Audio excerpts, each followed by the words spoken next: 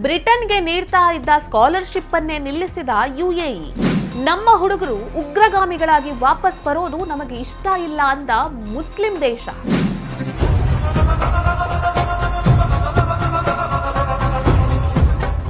Muslim brotherhood ಬಗ್ಗೆ ಇಸ್ಲಾಂ ಕಂಟ್ರಿನೇ ಕಳವಳ ವ್ಯಕ್ತಪಡಿಸ್ತಾ ಇದೆ. ಈ ಮುಸ್ಲಿಂ ಬ್ರದರ್ಹುಡ್ ಬ್ರಿಟನ್ನಲ್ಲಿ ಹೇಗೆ ಬೇರೂರ್ತಾ ಹೋಯಿತು?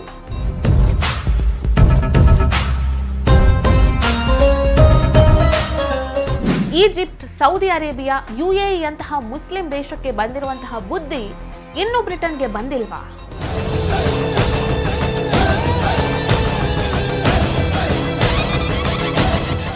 ನಮಸ್ಕಾರ.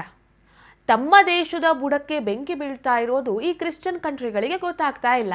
ಆದ್ರೆ ಇವರ ಬುಡಕ್ಕೆ ಇಸ್ಲಾಮಿಕ್ ಬೆಂಕಿ ಬೀಳ್ತಾ ಇರುವಂತಹ ವಿಚಾರ ಇಸ್ಲಾಮಿಕ್ ಕಂಟ್ರಿಗೆ ಗೊತ್ತಾಗಿದೆ. ಆದ್ರೂ ಕೂಡ ಈ ಕ್ರಿಶ್ಚಿಯನ್ ಕಂಟ್ರಿಗಳಿಗೆ ಇನ್ನೂ ಬುದ್ಧಿ ಬರ್ತಿಲ್ಲ. ನಾನು ನಿನ್ನೆ ಅಷ್ಟೇ ಒಂದು ವಿಡಿಯೋ ಮಾಡಿದ್ದೆ. ಆ ವಿಡಿಯೋದಲ್ಲಿ ಬ್ರಿಟನ್ ನಲ್ಲಿ ಯಾವ ರೀತಿ ಇಸ್ಲಾಮೋಫೋಬಿಯಾ ಅನ್ನುವಂತ ಹೊಸ ಕಾಯ್ದೆಯನ್ನ ತರೋದಕ್ಕೆ ಹೊರಟಿದ್ದಾರೆ ಅನ್ನೋದ್ರ ಬಗ್ಗೆ ಮಾತನಾಡಿದ್ದೆ. ಆ ಕಾಯ್ದೆ ಏನಾದ್ರೂ ಬ್ರಿಟನ್ ನಲ್ಲಿ ಜಾರಿ ಆದ್ರೆ ಅಲ್ಲಿರುವಂತಹ ಮುಸ್ಲಿಮರ ಬಗ್ಗೆ ಯಾವುದೇ ರೀತಿ ಮಾತನಾಡೋ ಹಾಗಿಲ್ಲ. ಅವರ ಧರ್ಮದಲ್ಲೇ ಯಾವ ರೀತಿಯಾಗಿ ಕೆಲವೊಂದಿಷ್ಟು ಆಚರಣೆಗಳು ನಡೀತಾ ಇದೆ, ಆ ಆಚರಣೆಗಳನ್ನ ತಪ್ಪು ಅಂತ ಹೇಳೋದಕ್ಕೂ ಇಲ್ಲ. ಮುಸ್ಲಿಂ ಧರ್ಮದಲ್ಲೇ ಕ್ರಿಮಿನಲ್ಗಳಿದ್ರೆ ಅವರನ್ನ ಅರೆಸ್ಟ್ ಮಾಡೋ ಹಾಗೂ ಇಲ್ಲ. ಯಾಕಂದ್ರೆ ಇಸ್ಲಾಮೋಫೋಬಿಯಾದ ಹೆಸರೇಳಿ ಈ ಕಾಯ್ದೆ ಮೂಲಕವಾಗಿ ಯಾರು ಮುಸ್ಲಿಮರ ವಿರುದ್ಧ ಮಾತನಾಡ್ತಾರೋ ಅಂತವರನ್ನ ಒಳಗೆ ಹಾಕಬಹುದು. ಈ ರೀತಿ ಬ್ರಿಟನ್ನಲ್ಲಿ ನಡೀತಾ ಇದೆ. ಈ ವಿಡಿಯೋವನ್ನ ನಾನು ನಿನ್ನೆ ಮಾಡಿದ್ದೆ. ಅದನ್ನ ನೀವಿನ್ನೂ ನೋಡ್ಲಿಲ್ಲ ಅಂದ್ರೆ ದಯವಿಟ್ಟು ಒಂದ್ಸಲ ಹೋಗಿ ನೋಡಿ. ಸೊ ಇದು ಹೇಗಾಗಿದೆ ಅಂತ ಹೇಳಿದ್ರೆ, ನಮ್ಮ ಕ್ರಿಶ್ಚಿಯನ್ ದೇಶವನ್ನ ದಯವಿಟ್ಟು ಇಸ್ಲಾಮೀಕರಣಗೊಳಿಸಿ ಅಂತ ಹೇಳಿ ಬ್ರಿಟನ್ನೇ ಇವರಿಗೆ ಕೈ ಮುಗ್ದು ಬರಮಾಡಿಕೊಳ್ಳೋ ರೀತಿ ಇದೆ. ಬಟ್ ಇಲ್ಲಿ ಯುಎಇ ಏನ್ ಮಾಡ್ತಾ ಇದೆ? ಯುಎಇ ಒಂದು ಮುಸ್ಲಿಂ ರಾಷ್ಟ್ರ. ಈ ಮುಸ್ಲಿಂ ರಾಷ್ಟ್ರನೇ ಈಗ ಬ್ರಿಟನ್ಗೆ ಒಂದು ಎಚ್ಚರಿಕೆಯನ್ನ ನೀಡಿದೆ. ಆ ಎಚ್ಚರಿಕೆಯ ಮುಂದುವರಿದ ಭಾಗವಾಗಿ ಬ್ರಿಟನ್ನಲ್ಲಿ ಓದ್ತಾ ಇರುವಂತಹ ವಿದ್ಯಾರ್ಥಿಗಳಿಗೆ ಯುಎಇ ಕೊಡ್ತಾ ಇದ್ದಂತಹ ಸ್ಕಾಲರ್ಶಿಪ್ ಅನ್ನೇ ತಡೆ ಹಿಡಿದಿದೆ, ರದ್ದು ಮಾಡಿದೆ. ಯಾಕೆ ತಡೆ ಹಿಡಿದಿದೆ ಅಂತ ಹೇಳಿದ್ರೆ, ಬ್ರಿಟನ್ ಇನ್ನೂ ಕೂಡ ಮುಸ್ಲಿಂ ಬ್ರದರ್ಹುಡ್ ಅನ್ನ ಟೆರರಿಸ್ಟ್ ಆರ್ಗನೈಸೇಷನ್ ಅಂತ ಗುರುತು ಮಾಡಲಿಲ್ಲ, ಟೆರರಿಸ್ಟ್ ಆರ್ಗನೈಸೇಷನ್ ಅಂತ ಕರೆದಿಲ್ಲ ಅನ್ನೋ ಒಂದೇ ಕಾರಣಕ್ಕೋಸ್ಕರವಾಗಿ ಈಗ ಯುಎಇ ಬ್ರಿಟನ್ನ ಯೂನಿವರ್ಸಿಟಿಗಳಿಗೆ ಕೊಡ್ತಾ ಇದ್ದಂತಹ ಸ್ಕಾಲರ್ಶಿಪ್ ಅನ್ನೇ ರದ್ದು ಮಾಡಿದೆ. ಅಷ್ಟಕ್ಕೂ ಈಗ ಬ್ರಿಟನ್ ನಲ್ಲಿ ಏನ್ ನಡೀತಾ ಇದೆ? ಈ ಮುಸ್ಲಿಂ ಬ್ರದರ್ಹುಡ್ ಅಂದ್ರೆ ಏನು? ಯುಎಇ ಈ ರೀತಿ ಕಠಿಣವಾದ ನಿರ್ಧಾರ ಕೈಗೊಳ್ಳೋದಕ್ಕೆ ಕಾರಣ ಏನು? ಈ ಎಲ್ಲವನ್ನ ಇವತ್ತಿನ ವಿಡಿಯೋದಲ್ಲಿ ಹೇಳ್ತೀನಿ. ಅದಕ್ಕೂ ಮೊದಲು ನೀವಿನ್ನೂ ನಮ್ಮ ಹೊಸದಿಗಂತ ಡಿಜಿಟಲ್ ಚಾನೆಲ್ ಅನ್ನ ಸಬ್ಸ್ಕ್ರೈಬ್ ಮಾಡಲಿಲ್ಲ ಅಂದ್ರೆ ದಯವಿಟ್ಟು ಸಬ್ಸ್ಕ್ರೈಬ್ ಮಾಡಿ. ಇನ್ನೂ ಇಂಥದ್ದೇ ಹೆಚ್ಚಿನ ಆಸಕ್ತಿಕರ ಮಾಹಿತಿಗಳಿಗಾಗಿ ಪಕ್ಕದಲ್ಲಿ ಇರುವಂತಹ ಬೆಲ್ ಐಕನ್ ಅನ್ನ ಪ್ರೆಸ್ ಮಾಡಿ. ಯುಎಇ ಇದೊಂದು ಮುಸ್ಲಿಂ ರಾಷ್ಟ್ರ. ಮುಸ್ಲಿಂ ರಾಷ್ಟ್ರವೇ ಟೆರರಿಸ್ಟ್ ಆರ್ಗನೈಸೇಷನ್ಗಳನ್ನ, ಮುಸ್ಲಿಂ ಬ್ರದರ್ಹುಡ್ ಅನ್ನ, ಟೆರರಿಸಂ ಅನ್ನ ವಿರೋಧಿಸ್ತಾನೆ ಬಂದಿತ್ತು. ಯುಎಇಯ ಪ್ರೆಸಿಡೆಂಟ್ ಮೊಹಮ್ಮದ್ ಬಿನ್ ಜಾಯೆದ್ ಅವರು ಜಗತ್ತಿನಲ್ಲಿ ಎಷ್ಟೆಲ್ಲ ಟೆರರಿಸ್ಟ್ ಆರ್ಗನೈಸೇಷನ್ಗಳಿದೆಯೋ ಅದೆಲ್ಲವನ್ನ ಕೂಡ ಮುಸ್ಲಿಂ ಬ್ರದರ್ಹುಡ್ ಅನ್ನೋ ಕರೆಯೋ ಮಟ್ಟಿಗೆ ಅವರು ಮುಸ್ಲಿಂ ಬ್ರದರ್ಹುಡ್ ಅನ್ನ ವಿರೋಧಿಸ್ತಾ ಇದ್ರು. ಒಂದು ಮುಸ್ಲಿಂ ರಾಷ್ಟ್ರನೇ ಮುಸ್ಲಿಂ ಬ್ರದರ್ಹುಡ್ನ ವಿರುದ್ಧವಾಗಿ ಇಂತಹ ಕಠಿಣ ಕ್ರಮಗಳನ್ನ ಕೈಗೊಳ್ತಾ ಇರಬೇಕಾದ್ರೆ, ಟೆರರಿಸಂ ಅನ್ನ ವಿರೋಧಿಸ್ತಾ ಇರಬೇಕಾದ್ರೆ, ಕ್ರಿಶ್ಚಿಯನ್ ಕಂಟ್ರಿ ಆಗಿರುವಂತಹ ಬ್ರಿಟನ್ಗೆ ಮಾತ್ರ ಇನ್ನೂ ಬುದ್ಧಿ ಬಂದಿಲ್ಲ. ಯುಎಇ ಮೊನ್ನೆಯಷ್ಟೇ ಗ್ಲೋಬಲ್ ಯೂನಿವರ್ಸಿಟಿ ಲಿಸ್ಟ್ಗಳನ್ನು ಬಿಡುಗಡೆ ಮಾಡಿತ್ತು. ಆ ಲಿಸ್ಟ್ನಲ್ಲಿ ಯುಕೆಯಲ್ಲಿರುವಂತಹ ಕೆಲವೊಂದಿಷ್ಟು ಯೂನಿವರ್ಸಿಟಿಗಳ ಹೆಸರು ಇರಲಿಲ್ಲ. ಇದನ್ನ ನೋಡಿದಂತಹ ಯುಎಇಯ ಸರ್ಕಾರದ ಹತ್ರ ಪ್ರಶ್ನೆ ಕೇಳ್ತು, ಯಾಕೆ ಯುಕೆಯಲ್ಲಿರುವಂತಹ ವಿಶ್ವವಿದ್ಯಾನಿಲಯಗಳ ಹೆಸರು ನಿಮ್ಮ ಈ ಲಿಸ್ಟ್ನಲ್ಲಿ ಇಲ್ಲ ಅಂತ. ಅದಕ್ಕೆ ಯುಎಇ ಏನ್ ಹೇಳ್ತು ಗೊತ್ತಾ? ನಮ್ಮ ಹುಡುಗರು ನಿಮ್ಮಲ್ಲಿಗೆ ಬಂದು ವಿದ್ಯಾಭ್ಯಾಸ ಮಾಡಿ ಉಗ್ರಗಾಮಿಗಳಾಗಿ ವಾಪಸ್ ಬರೋದು ನಮಗಿಷ್ಟ ಇಲ್ಲ.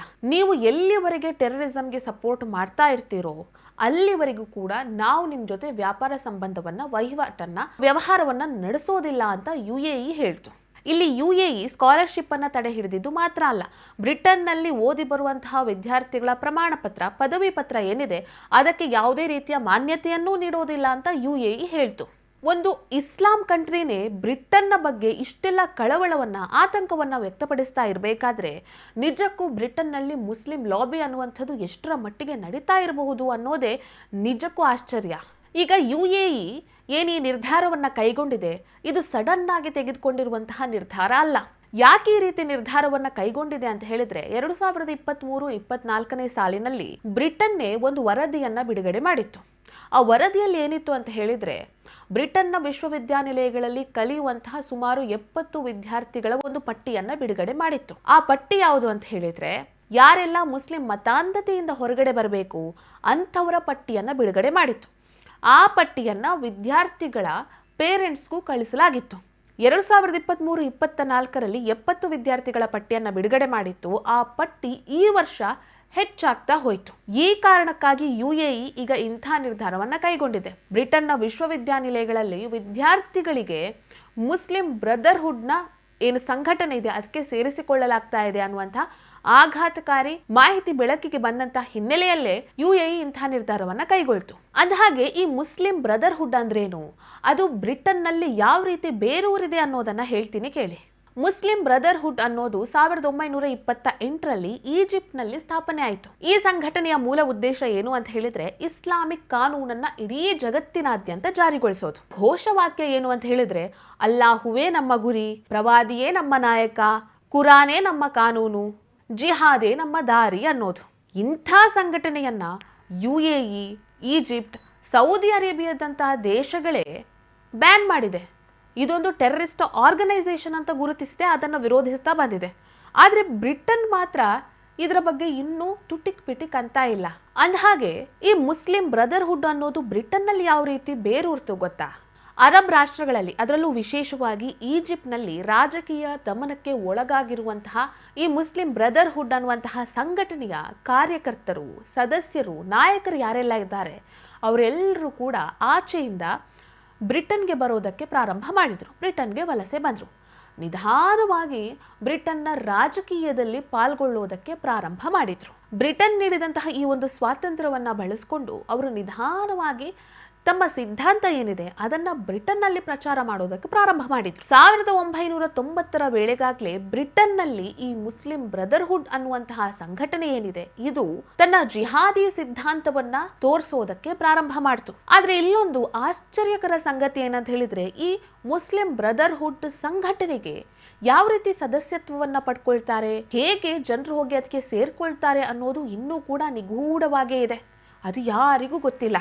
1990ರ ನಂತರ ನಿಧಾನವಾಗಿ ಈ ಮುಸ್ಲಿಂ ಬ್ರದರ್ಹುಡ್ ಸಂಘಟನೆ ಬ್ರಿಟನ್ನಲ್ಲಿ ತನ್ನದೇ ಕೆಲವೊಂದಿಷ್ಟು ಆರ್ಗನೈಸೇಷನ್ಗಳನ್ನು ಪ್ರಾರಂಭ ಮಾಡೋದಕ್ಕೆ ಶುರು ಮಾಡಿತು. Islamic society of Britain, Muslim association of Britain, Muslim council of Britain ಮುಂತಾದ ಕೆಲವೊಂದಿಷ್ಟು ಸಂಘಟನೆಗಳನ್ನು ಪ್ರಾರಂಭ ಮಾಡಿತು. ಈ ಸಂಘಟನೆಗಳಲ್ಲಿರುವಂತಹ ಮುಸ್ಲಿಂ ಸದಸ್ಯರು, ಕಾರ್ಯಕರ್ತರೇನಿದ್ದಾರೆ ಅವರು ಬ್ರಿಟನ್ನ ಶಾಸಕಾಂಗ, ಕಾರ್ಯಾಂಗ, ನ್ಯಾಯಾಂಗದಲ್ಲೂ ಕೂಡ ಕೆಲವೊಂದಿಷ್ಟು ಹುದ್ದೆಗಳನ್ನು ಅಲಂಕರಿಸೋದಕ್ಕೆ ಪ್ರಾರಂಭ ಮಾಡಿದರು. ಅಂದರೆ ಬ್ರಿಟನ್ನ ರಾಜಕೀಯಕ್ಕೆ, ಬ್ರಿಟನ್ನ ಕಾನೂನು ವ್ಯವಸ್ಥೆ ಏನಿದೆ ಅದಕ್ಕೆ, ಅದೆಲ್ಲದಕ್ಕೂ ಕೂಡ ಈ ಮುಸ್ಲಿಂ ಕಾರ್ಯಕರ್ತರು ಸೇರ್ಕೊಳ್ಳೋದಕ್ಕೆ ಪ್ರಾರಂಭ ಮಾಡಿದರು. ಅದಾದ ಮೇಲೆ ನಿಧಾನವಾಗಿ ಇವರ ದೃಷ್ಟಿ ಬಿದ್ದಿದ್ದೇ ಬ್ರಿಟನ್ನಲ್ಲಿರುವಂತಹ ವಿಶ್ವವಿದ್ಯಾನಿಲಯಗಳ ಮೇಲೆ. ಬ್ರಿಟನ್ನ ವಿಶ್ವವಿದ್ಯಾನಿಲಯಗಳಲ್ಲಿ ಜಗತ್ತಿನಾದ್ಯಂತ ಮುಸ್ಲಿಂ ವಿದ್ಯಾರ್ಥಿಗಳು ಓದೋದಕ್ಕೆ ಬರ್ತಾರೆ. ಅವರ ಮೇಲೆ ಇವರು ನಿಧಾನವಾಗಿ ಪ್ರಭಾವ ಬೀರೋದಕ್ಕೆ ಶುರು ಮಾಡಿದ್ರು.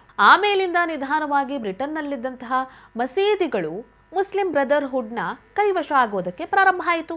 ಇವರೇ ಕಂಟ್ರೋಲ್ ಮಾಡೋದಕ್ಕೆ ಪ್ರಾರಂಭ ಮಾಡಿಕೊಂಡ್ರು. ಆಮೇಲೆ ಇವುಗಳಿಂದ ಬಂದಂತಹ ಹಣವನ್ನು ಸಂಗ್ರಹಿಸಿ ಮುಸ್ಲಿಂ ಬ್ರದರ್ಹುಡ್ ಅನ್ನುವಂತಹ ಸಂಘಟನೆ ಇನ್ನೂ ಗಟ್ಟಿಯಾಗಿ ಬೆಳೆಯೋದಕ್ಕೆ ಪ್ರಾರಂಭ ಆಯಿತು. ಸೊ ಈ ರೀತಿಯಾಗಿ ಮುಸ್ಲಿಂ ಬ್ರದರ್ಹುಡ್ ಬ್ರಿಟನ್ನಲ್ಲಿ ಬೇರೂರ್ತಾ ಹೋಯಿತು. ಈಗ ಬ್ರಿಟನ್ನಲ್ಲಿ ಏನಾಗ್ತಿದೆ ಅಂತ ನೋಡಿದ್ರೆ, ಈ ಸಂಘಟನೆ ಬ್ರಿಟನ್ನಲ್ಲಿ ಯಾವ ರೀತಿ ಕೆಲಸ ನಡೆಸ್ತಾ ಇದೆ ಅನ್ನುವಂಥದ್ದು ನಿಮಗೆ ಅರ್ಥ ಆಗ್ಬೋದು. ಈ ಮುಸ್ಲಿಂ ಬ್ರದರ್ಹುಡ್ನ ಬಿಸಿ ಭಾರತಕ್ಕೂ ತಟ್ಟಿದೆ. ಭಾರತದಲ್ಲಿ ಬ್ಯಾನ್ ಆಗಿರುವಂತಹ PFI, ಸಿಮಿ ಅನ್ನುವಂತಹ ಸಂಘಟನೆಗಳು ಕೂಡ ಮುಸ್ಲಿಂ ಬ್ರದರ್ಹುಡ್ನಿಂದಾನೇ ಸ್ಫೂರ್ತಿ ಪಡೆದಿತ್ತು ಅನ್ನುವಂತಹ ವರದಿಗಳು ಇವೆ. ಅಷ್ಟೇ ಅಲ್ಲ, 2021ರಲ್ಲಿ ನಡೆದಂತಹ ಬಾಯ್ಕಾಟ್ ಇಂಡಿಯನ್ ಪ್ರಾಡಕ್ಟ್ಸ್ ಅನ್ನುವಂತಹ ಒಂದು ಕ್ಯಾಂಪೇನ್ನ ಹಿಂದೆನೂ ಇದೇ ಮುಸ್ಲಿಂ ಬ್ರದರ್ಹುಡ್ನ ಕೈವಾಡ ಇತ್ತು ಅನ್ನುವಂತಹ ವರದಿಗಳು ಇವೆ. ಸೊ ಇಂಥ ಸಂಘಟನೆಗೆ ಈಗ ಒಂದು ಕ್ರಿಶ್ಚಿಯನ್ ಕಂಟ್ರಿ ಬೆಂಬಲವನ್ನ ನೀಡ್ತಿದೆ ಅಂತ ಹೇಳಿದ್ರೆ ಇದು ನಿಜಕ್ಕೂ ವಿಪರ್ಯಾಸವೇ ಸರಿ. ಸೌದಿ ಅರೇಬಿಯಾ, UAE, ಈಜಿಪ್ಟ್ನಂತಹ ಮುಸ್ಲಿಂ ರಾಷ್ಟ್ರಗಳಿಗೆ ಬಂದಿರುವಂತಹ ಬುದ್ಧಿ ಈ ಬ್ರಿಟನ್ಗೆ ಯಾವಾಗ ಬರುತ್ತೋ ಗೊತ್ತಿಲ್ಲ.